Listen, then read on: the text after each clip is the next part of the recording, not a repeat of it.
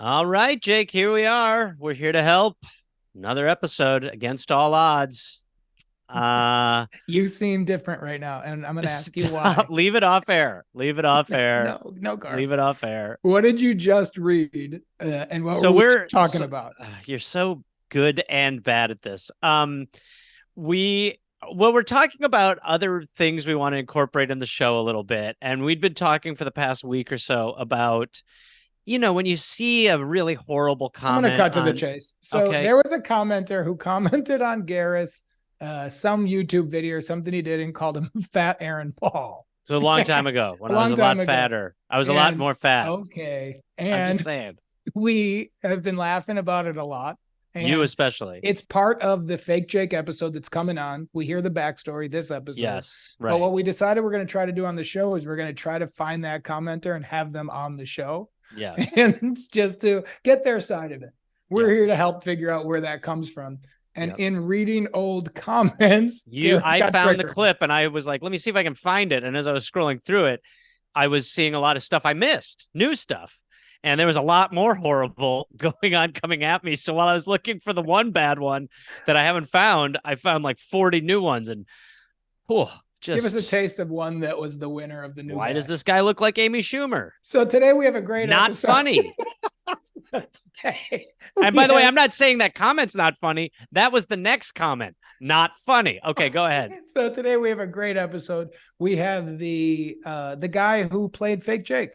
Yes, so the we guy have- from the Instagram photo that I posted out with that young woman, we found him. He agreed to come on the show. We get is his amazing. amazing. We get his side of the story. I think it's a lot of fun. And our other call, Garth, you want to talk about this one? Yeah, we're dealing with someone who is in the cake pastry industry, at a bit of a crossroads. Wonder this is a tale as old as time. Do you stick to your guns or do you lean in? I think that makes sense. We definitely have some fun with that, and we're looking guys, forward. And we appreciate you all sharing the show and telling people. It means a lot to us. We're having a lot of fun. We're going to keep doing this show for a while. We're into it. We're going to keep trying to grow it, and we appreciate you guys sticking with us. Absolutely. And if you share this podcast on Instagram, it seems like one of us will probably thank you. So that's a good incentive to continue to do that. I think for now we're both into that. We'll see how long that lasts. I mean, by doing it, we found Fake Jake. That's true. That's true. So speaking of Fake Jake, let's meet the man of the week. Fake Jake, enjoy the episode. There's that guy. What's up, Fake Jake? What's up, dude? How are you? Good, man. Are we calling you Fake Jake on this? Sure, man. You Whatever care? you want to call me. No, man. It's What do you want it's to an call? ongoing joke for many years, man. It's What can we call you on this, bud? Oh, what dude? I mean, you want to don't call care. me Fake Jake? You want to call me Jacob? You want to call me by my real name? I really don't care Sure. too much, right? What's your name? I want to be Birdie. respectful. V-E-R, Birdie is my- Verdi? Yeah, Birdie. Okay, cool. Verdi, What's up, this is Birdie? Gareth. How are you, man? Gareth, how's it going, brother? Good. How are you, man? Good, man. A little sick today. I didn't want to cancel on you guys, but I woke up this morning all upper respiratory, really nasty. Yeah. So Well, let I me was like, I'm start. gonna do it. Let me Since start you're by twins, saying- maybe that means Jake has a cold. I mean, Let me start with this, Verdi. Thank you for coming on the show. Big time. You definitely did not have to do this. You definitely could have just blown it off, and I wasn't hiring a fucking PI to find you. The people who wrote out made it very clear. You guys did not cross any lines. You weren't hitting on anybody. You weren't asking anything. So I wouldn't have played this game if there was anything kind of dark or creepy. yeah. They said you guys were super nice, and it was a Generous. wonderful night. And that your friend Jacob is getting I think these kids are in college. She said just got out of college. She said he's legit getting her a job. So Yeah. I went back and forth with her before I posted it to say, like, all right, this shit's fun. But I also see from your eyes saying, like, I'm not going on the podcast. I don't want to get got. And so just know we're not coming after you, man. We're having fun. Okay. Yeah, no worries, man. Okay, so now it takes us to the beginning of this journey, at least from my end. Okay. My end starts when Iona wrote and said, she told me she had a wonderful evening, and should she send her stuff to Jacob at Rain Dance? And I said, I'm really glad that you had that. Who the fuck are you? And she said, oh, well, I met you in Edinburgh. And I go, no, you didn't. Then she sent the photo, and it was you with that same cap, the same shirt, kind of, and the same necklace. Yeah. Now, we might have similar faces, my guy, but we do not have similar styles. Jake, you have a sword necklace. I mean, come on. Everybody has a sword necklace. By the way, for her, when you were like, when she was in the phase where she probably was like, you don't remember me after hearing the night that you guys had, she was probably like, what? What the fuck is what going happened? on? Yeah. So then I said no, and I laughed, because I said, like, well, that's not me. And she was like, oh, that's so disappointing because we had so much fun and you gave me so much good advice. So that's what started the fun for, I reached out to Gareth and Kevin and said, like, there's a whole situation. And then we posted it out, and a lot of people kind of gave notice. And so we then had her on. And she said the night, the guys, James and Jamie, they said they met you. You were drinking with the guys. You were buying them top shelf whiskey. Top shelf, which for us was a big red flag that this might not be the real Jake. And then at a certain point, you said you're an actor. And they said, yeah, you kind of look familiar. And you said, yeah, I was in New Girl and Spider-Verse. So, my guy, me. Now we're caught up. So now we're caught up. So how this really happened with Iona, she came in a day later. So we were at this bar. We were trying to go out. We were drinking all night. We're trying to go to some nightclubs, and we can't get in because one of the guys with me is wearing joggers. So we tried 4 different nightclubs. We can't get in anywhere. No matter how much we're going to spend, doesn't matter. These guys are like, you can't come in. So we go to this restaurant that's still serving alcohol. So I walk in, and there's this guy, James. He walks in kind of the same time we do with this girl he just met. And I try to find the bathroom. The bathroom is a maze upstairs around a corner. I walk by, I'm going to the bathroom, and he goes, man, it's a maze finding the bathroom, right? I said, absolutely. And we just kind of share a laugh. I go downstairs. I stand at the bar. I'm waiting to buy a drink. He comes over and orders 2 beers. I look at the bartender. I said, hey, I'll pay for his beer. Right? He's a nice guy. Shared Hey, very classy Jake move. And so I'm liking this. I'm liking this as the Jakes. So the Jake. So, we're standing there. He's like, thank you. This guy was super nice. James literally goes, can I give you a hug? I'm like, for buying 2 beers? Like, that is super gracious. I'm like, sure, I'll give Jake up to this point, but I might have not taken the hug. Just so if you do this again. I got you. That was probably the first time any dude's ever asked me for a hug for a beer. For a beer. Yeah, I know. Seriously.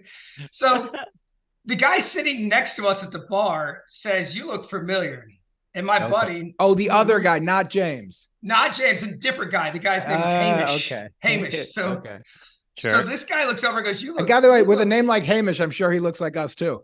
Yeah, seriously. Hamish could be the triplet. Keep going though. Yeah. And so then my buddy who you were texting, who you guys have my number, the Rain Dance guy, he looks at Hamish and goes, yeah, he's famous. Okay. And so there's always kind of this joke because his kids like to take pictures of me and send them to their friends and say I'm with Jake Johnson. So he goes, yeah, he's famous. And I'm like, oh, we're doing this tonight. I was like, okay, yeah, I played on some stuff. So anyway, has that setup happened before? Where, I've been out. I have some friends who are celebrities or, famous artists or DJs. And are they really celebrities or were they maybe just saying they were? Oh, no, yeah. Or you have an entire group. It's a crew of nears. A fake. Yeah, I'm a fake. Oh my God! I want to make a documentary on that crew. Yeah, we gotta see this crew. The almost there, not the B League, but the F League. Amazing. Yeah, Jamesy Depp. You got a whole bunch of them. Oh my God! No, but it's Rex funny, Greenfield. Oh, that would be great. But Lamorne Morris shows up as Lamorne and he takes the gig. It's the real Lamorne.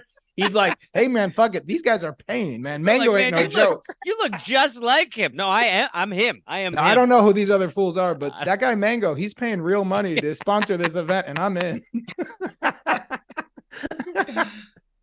All right, keep going, man. Keep going. Oh, that's funny. No worries. I mean, so it happens quite often. So the setup where someone does that, it's not really intentional. I was just standing there. He said it. We end up hanging out with James that night. He says, hey, you want to meet up tomorrow night? My buddies are like, yeah, let's meet up. He said, I'll bring some friends. And then that's when Jamie and Iona came into the picture. Okay. And then that was the night, right? So it started off with some drinks and talking. Yep. And ultimately, I had to look you up, Jake, and on Wikipedia to figure out, okay, is he married? Does he have kids? Because I don't know this. At what point were you like, I'm going to go all in? Was there a point that thought like, Garth, I'll pull out, or or at some point you kind of crossed the threshold where you're kind of talking about the alcohol's hitting, the night's fun. The alcohol, but they were like so happy to be with you.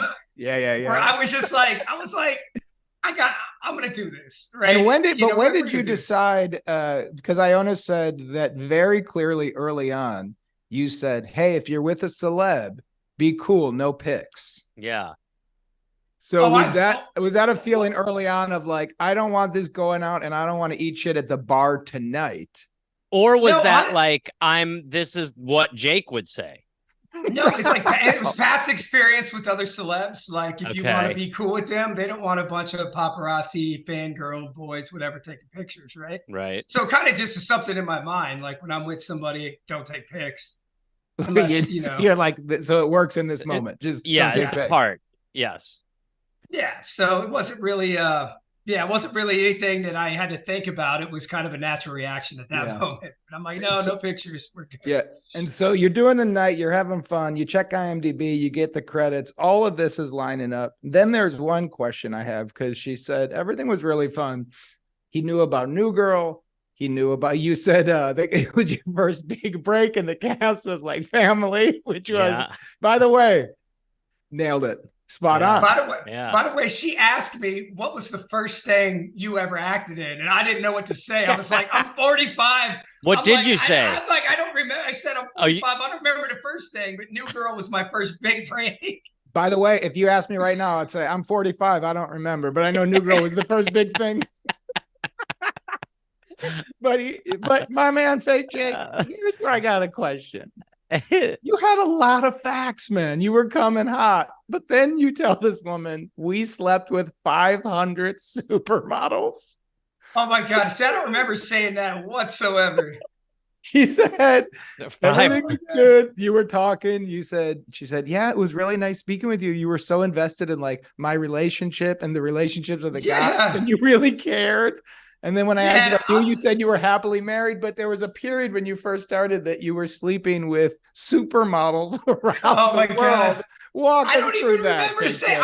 I honestly don't remember saying that. It didn't happen, just so you know, for the record. There was never that phase. I don't remember saying that at all. That's funny. Okay, so I'm going to ask us as Fake Jake, stick on the record on that one. If we do it again, lead out with, let me buy you a beer. I've had sex with 500 supermodels all over the world. Yeah. They love what we got cooking. Oh, Get in bed. All the We're good really stuff. great. Yeah, we take a lot of mango. We're great in bed. Hey, that was a mango ad right there. I was trying to sell some, Yeah. And then there's another thing that they said. She said you then started bringing out some poetry. This is what got me. This is where I got excited. So this all happened because James said that him and Iona used to be a thing.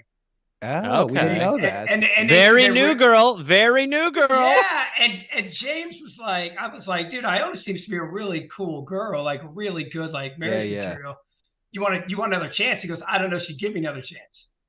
So then, that's why you got invested. Yeah. Drunk Brain was like, hey, dude, let me coach these kids and like, let me coach James on how to like get together. Let me tell Iona like what romantic stuff is and try to get them another chance of, love again. Yeah. Do you remember the poem? Because they were like genuinely touched by the poem. Oh, I I have a lot of these poems I used to write, but I don't know if I want to share them on here or not. Fake Jake, you acted like me in a bar. Okay. You can read They the said poem. they genuinely. She said she was like crying from your poetry, which oh my god. Well, yeah. So it was so I the one I gave her and had her read. It's not a poem. I did read her some other poems, but it was my lady's birthday like 2 weeks ago. Nice. So I sat down and I wrote her something really nice. And so I can read it to you. This is one of the things I get. By the way, just again, here's a very key difference between the two Jakes.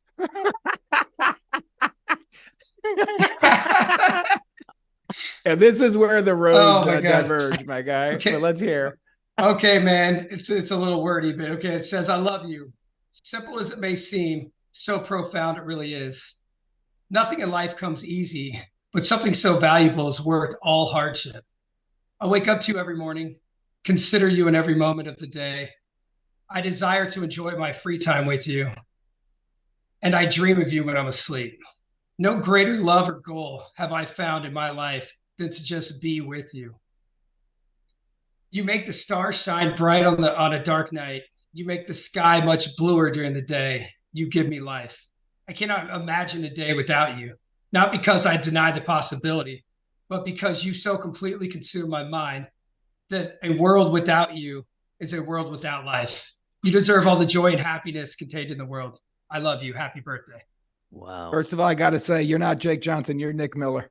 Yeah. You're a writer, goddammit. That is Z for Zombie Part 2, my man. Let me ask you this. That's great. Very, very, very good. How long have you been with this significant other?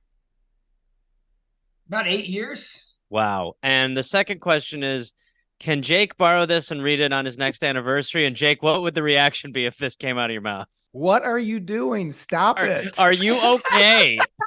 What is it? Get that hat off. It doesn't the ultimate I was just gonna say the ultimate twist is you pretending to be him. That'll be the ultimate. What I will say, Verde, is I was showing my wife this and we were having a really good laugh at it. We were enjoying it. And the best turn is, I posted and a lot of people laughed and they were like, whatever. And I showed it to my wife and she goes, I mean, the eyes are the same. Wow. And I was like, that's the best part. Wow. That's awesome. So look, man, in kind of closing, thanks for coming on. Yes. I don't see a dark turn on this. I don't see anything bad. Obviously, if you're having fun, you're having fun. I appreciate you coming on, man. You seem like a good. I have two. Go ahead. Oh, go ahead. No, well, here's my two things. The first one is, do you think you'll do this again? Do you think there will be another night where you can throw the Jake on and enjoy yourself with the blessing of the real deal? I mean, it's never planned. It's not like I want it, but when I'm with my friends and we're all drinking, it happens. Yeah. Maybe. So I would say let's make a Jake rule. And that is, if we're doing it, it's your job to make sure nobody in your group sucks and takes advantage of the game. Okay. Yeah. Can we get a Jake shake? We should do a Jake shake. Yeah. But the gamemanship of it is, because I'll tell you, man. And the reason why, even when this started, Gareth goes like, this shit might be dark, man. And I was like, I don't think so. I go, when I was in high school and early college, my buddy Billy and I used to take road trips. And when we would go to new cities, we went to like the Mall of America. Bill would walk around to people and go like, hey, I'm sorry, my buddy's having a hard time waiting in line for the roller coaster. And the person would be like, why? And they go like, he was on the Wonder Years. And they would go like, oh, he was? And then people would let us like budge the line. And then they would go like, hey, your friend, they wouldn't talk to me. They would talk to my buddy Bill. They would go like, hey, your friend from the Wonder Years, does he want like a hot pretzel and like hot chocolate or something? He's been waiting this whole day. And he'd be like, he would prefer it. So we would like sit in the back behind restaurants and they would like give us free food because they thought us on the Wonder Years. There is like what Verde's doing is going out and having a big night. Arguably the saddest statement I've heard on this show might be, hey, can we cut in line for this roller coaster because I'm friends with the kid who's on the Wonder Years? So that's fantastic. I mean, you know what? It would never be bad. It'd never make you look bad because I mean, we have our own. I have plenty. I have a beautiful wife. It's more like when someone comes up and it's in clean fun, we buy them a drink. I get it, man. It makes if you ever need, I was called once on YouTube a fat Aaron Paul. If you ever need one of those to join the crew for the almost, you just give me a shout. Shit, I would love love to be a part of it. I'm ready to roll. Gareth, man, I wish you told me that 2 days ago. I was hiking with Lamorne at Griffith, and we saw Aaron Paul, and we all talked, and he had his shirt off. If I knew you were fat Aaron Paul, I'm taking that fucking photo, man. Oh man, I swear to God, that was one of those comments where I was like, can't unsee that. That hurts. Verde, thank you for taking the time. Thank you so much, man. Next time you're fake Jake, tell him to listen to the podcast. Yes. Help us spread the word. We appreciate you coming on, man. Seems like a lot of fun, buddy. Will do. Thanks a lot, guys. See you, man. Thanks, Brady. Appreciate it. Thanks, man.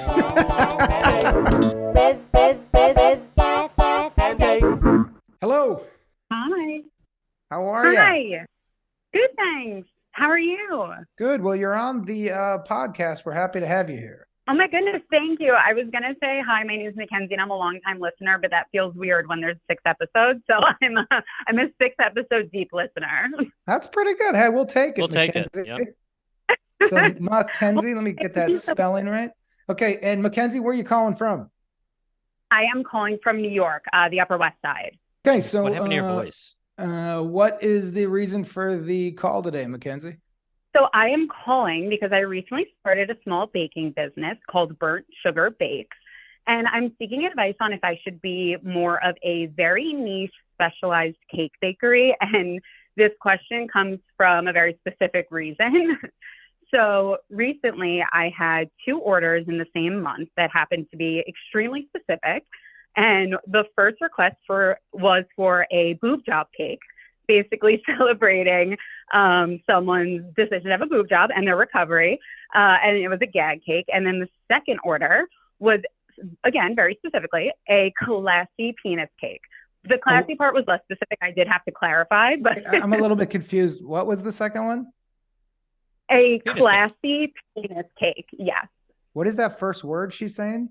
Penis, classic. Jake, dick. Oh, cock, classic. schlong, I thought you. baby. I'm sorry. I thought you said collapsing. Yeah, collapsing penis. I was like, what the fuck is a collapsing penis cake? Freshly classic. orgasmed penis. Yeah. I was like, oh, disgusting. Yeah, that is a horror. That would be an absolutely fucking. Here's the thing about our dick cake. We want it to be kind of collapsing. Yeah, I that makes want it to be sense. demolished, you know? Gross. Okay, so you've made so lately you've been getting gag gifts. You did a boob job one, which I'm assuming is just 2 big boobs. Yes. Yes, exactly. But basically, I got free creative reign with both of these, and I make a lot of really custom cakes that are super detailed, a lot of frosting. I actually sent in pictures. I don't know if they somehow can make their way to you, but they're really high-end cakes that are very, very large and detailed. So they have a lot of work done to them. They have a lot of like pearl accents, a lot of coloring, a lot of glitter, a lot of work done on them. But when I posted my wrap-up post on Instagram of these cakes, I started to get an influx of messages, all for really classy genitalia cakes, basically. And now I get it. Overtaking my business. I get it. I've had to literally turn down baby shower requests and things like that because you're just sitting there fucking baking dicks all day. Yeah. Really? Mackenzie, but they're not small orders. Mackenzie, is the question, you have a legit baking shop called Burnt Sugar Bakes in New York. You are a artist of baking. You love the craft. You're good at it. You care for it. You did a couple of gag things, and now you're becoming the genitalia, the baking genitalia queen. Yeah. And is that a path you should go down? Is that the question? That is ultimately, do I say fuck it and just lean into it? Interesting. Okay, can I ask a quick question to get a little backstory to get us started? Of course. How did you get into baking? So I actually worked in tech for the past 10 years. I worked for a lot of big tech companies, like top 4 tech companies, and I lost my job during earlier this year when everyone in tech was kind of losing their job. And I always loved baking for people on a personal level. It was always just kind of like my gift to people. And I was like, you know what, I'm just going to bake through this depression period and just figure it out. And it kind of just dawned on me one day, I should really just pull this into a business. And that was about 8 or 9 months ago. And it's become a full-fledged business since then. And I have about like 5 to 6 orders a week. I get booked for parties. But now I'm making a larger name for myself in a different area than I expected. Now, Mackenzie, let's pretend for a second you're on Shark Tank. How your numbers in those 9 months? How's the business doing? I break even, and this will be my first month that I'm actually going to be making a direct profit where I could like those pay margins. my rent on my own. Yeah. I like those margins, Mackenzie. Breaking I like them a lot. even. I like we what I haven't, hear. Gareth, we have not got like the margins yet. She just I like said, the margins. So I'll offer you $1 a cake in perpetuity. Well,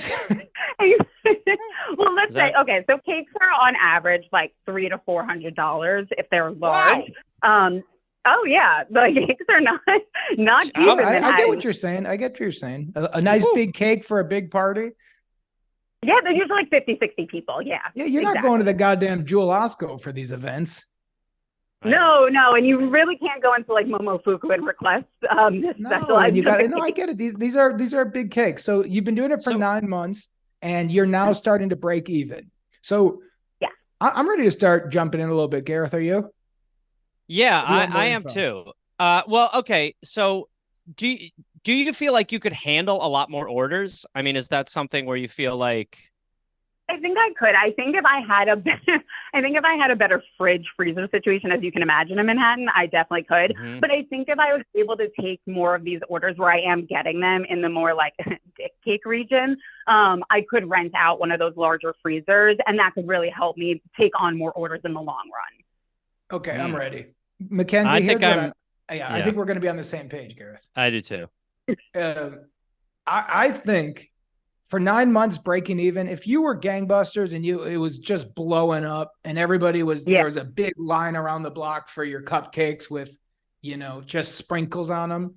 And then you made some like chocolate peanut butter one that you said like, my numbers are insane. I would say, don't go down the dark alley of just doing smut cakes. But your numbers aren't there, Mackenzie. And so you like to bake. And if you're just starting to turn a corner, and if you can become the penis cake lady or the boob cake lady, and there's in New York City, you know how many parties in Manhattan that it would just be so funny for someone to bring like a big dick as a cake. And if you could start turning it into a big business, I think you got to go with the money. Here's my fear. What do my parents say? My daughter is the dick cake queen of the Upper West Side? Well, I mean, I don't know if we want to go with a sash that says dick cake queen. I mean, I'll tell you this.